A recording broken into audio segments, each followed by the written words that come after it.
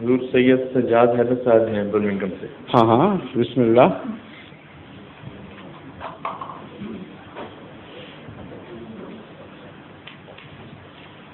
السلام علیکم. وعلیکم السلام ورحمۃ اللہ وبرکاتہ. میں ڈاکٹر مرحوم محمد یوسف شاہ صاحب جو کہ مشن پہ تھے نائجیریا. ہاں ہاں کرنل یوسف صاحب. ہاں جی. ہاں ہاں. ان کے جو لڑکے ہیں یحییٰ قدر، ان کا میں کزن ہوں. ان کے کزن ہیں؟ ہاں جی.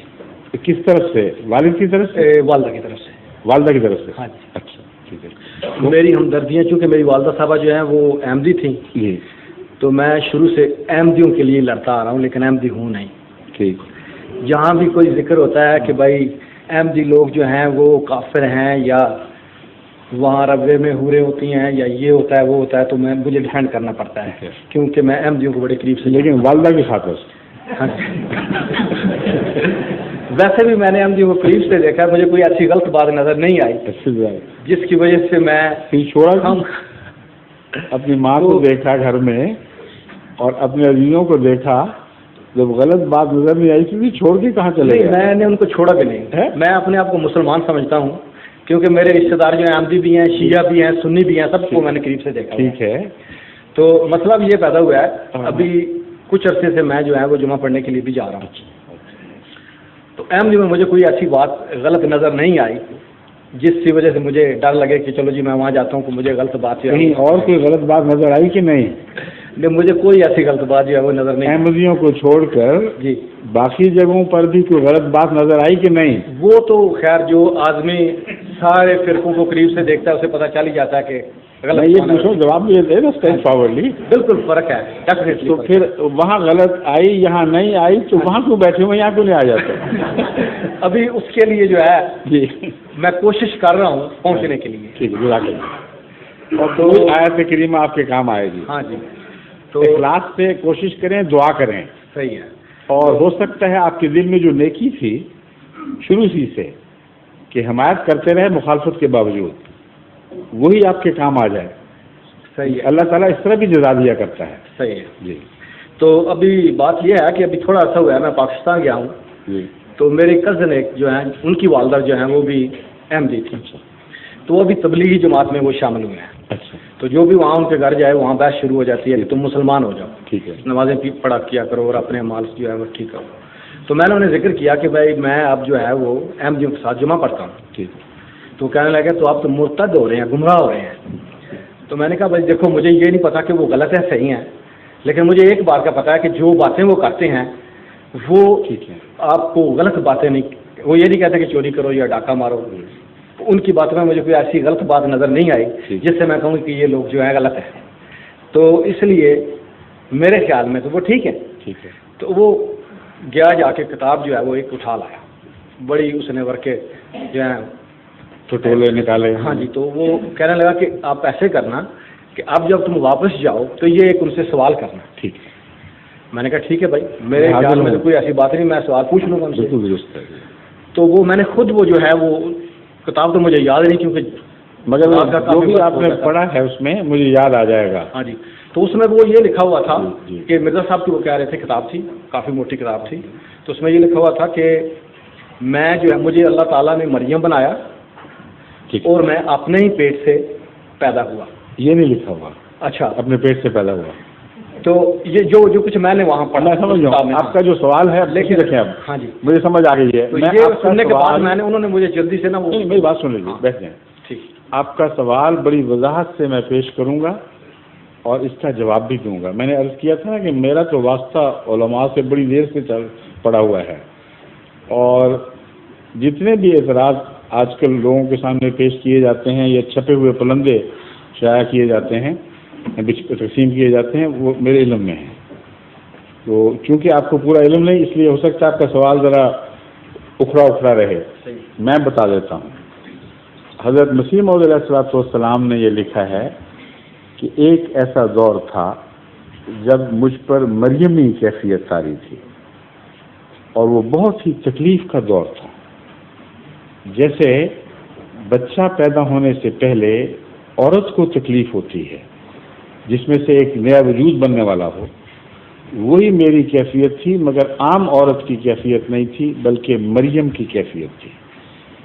اور جیسا مریم کے پیٹ سے عیسیٰ نے وجود پکڑا اور وہ ظاہر ہوا، اسی طرح میری اس تکلیف کی حالت کے بعد مجھے اللہ تعالیٰ نے مسیح کے مقام پر فائز فرمایا، اور یہ گویا روحانی بچہ میری مریمی کیفیت کا نتیجہ ہے۔ یہ ہے اصل عبارت۔ اب میں اس کی تشریح بتاتا ہوں۔ قرآن کریم میں اللہ تعالیٰ فرماتا ہے کہ مومن کی مثال یا تو آسیہ فرعون کی بیوی سی ہے یا مریم کی سی ہے، یہ دو ہی مثالیں ہیں، تیسری کوئی مثال نہیں دی، اور دونوں عورتوں کی مثالیں ہیں۔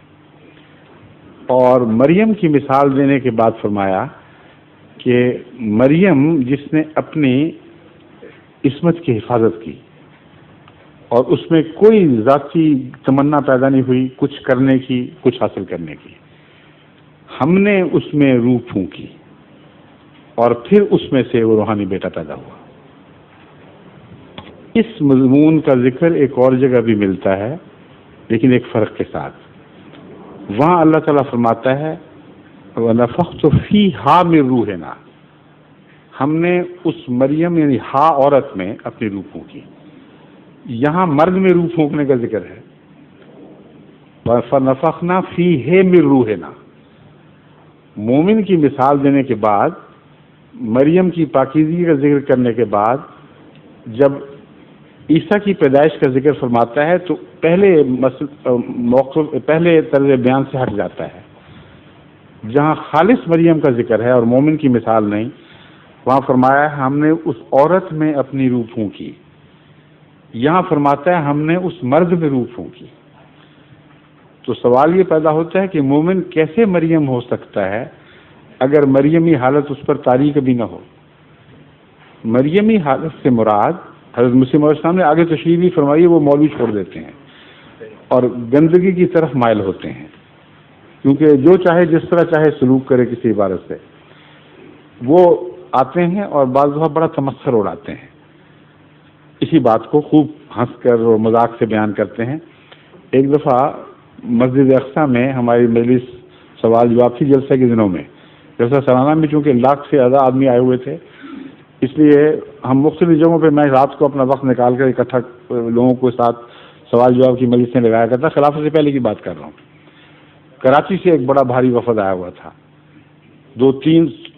600 کے قریب غیر احمدی علماء اور دوسرے لے کے آئے ہوئے تھے، وہ یا وہ احمدی ملا کر تھے یا آپ کراچی کے ملا کر، کل کنٹینجنٹ جو جماعت کراچی کا تھا 600 کے قریب تھا، اس میں سے 300 کے قریب نان احمدی تھے، جو اتنی بڑی تعداد میں پہلے کبھی نہیں لائے گئے تھے وہاں سے۔ امیر صاحب نے مجھ سے فرمایا کہ تم سوال جواب کے لیے آ جاؤ، میں اجازت لے کر جلسے سے وہاں آ گیا۔ جتنی باتیں ہوئیں، بڑے مہذب تہذیب اچھے لوگ تھے وہ، اکثر یو پی آئی کے دوسرے بھی، اور ہر سوال کے جواب پر نوٹ کرنے لگ گئے، تسلی کا اظہار کرنے لگ گئے۔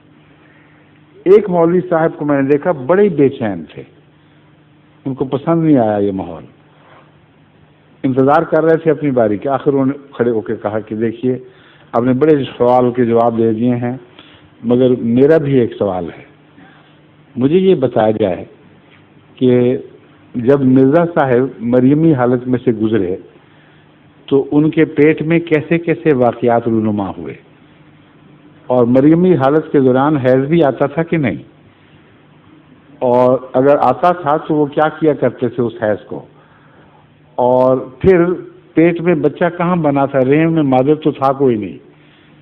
غرض کہ بڑے لہک لہک کے انہوں نے اس مضمون کو خوب کھولا۔ جب ان کی تسلی ہو گئی تو میں نے کہا مولوی صاحب اب تسلی فرما لی آپ نے، جو اثر ڈالنا تھا ڈال لیا، میری بات سن لیں، آپ کے سوال کا جواب میں بعد میں دوں گا، میرا ایک ضمنی سوال ہے، پہلے اس کا جواب آپ دیں۔ قرآن کریم میں اللہ تعالیٰ، یہ قرآن کریم کا حوالہ ہے، مرزا صاحب کی اپنی بات نہیں ہے۔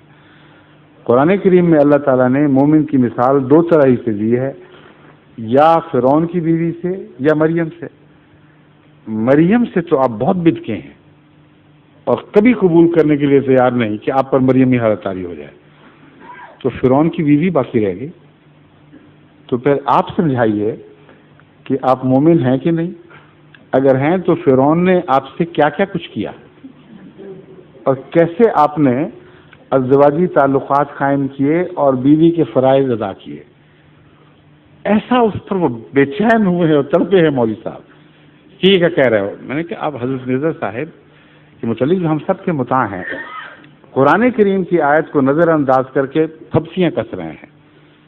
میں قرآن ہی کے حوالے سے آپ کو مجبور کر رہا ہوں. اب یہ کوئی مذاق کی بات نہیں ہے.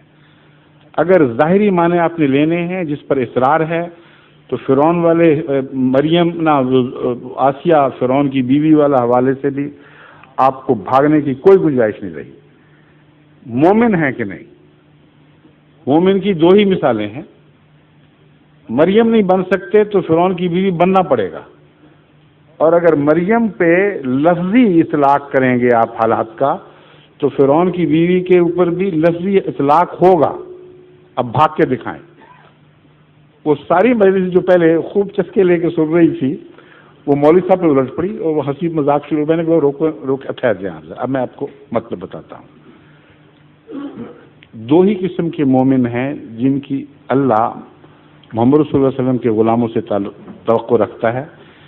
ایک وہ مومن جن کے خلاف دنیا کے ذرائع استبداد ہر طرح سے ان کو تنگ کرتے ہیں، ان کا جینا حرام کر دیتے ہیں. اللہ تعالیٰ فرماتا ہے کہ میرے بندے مومن جو محمد رسول اللہ علیہ وسلم کے غلام ہیں ان کو کم سے کم فرعون کی بیوی کا نمونہ تو دکھانا چاہیے.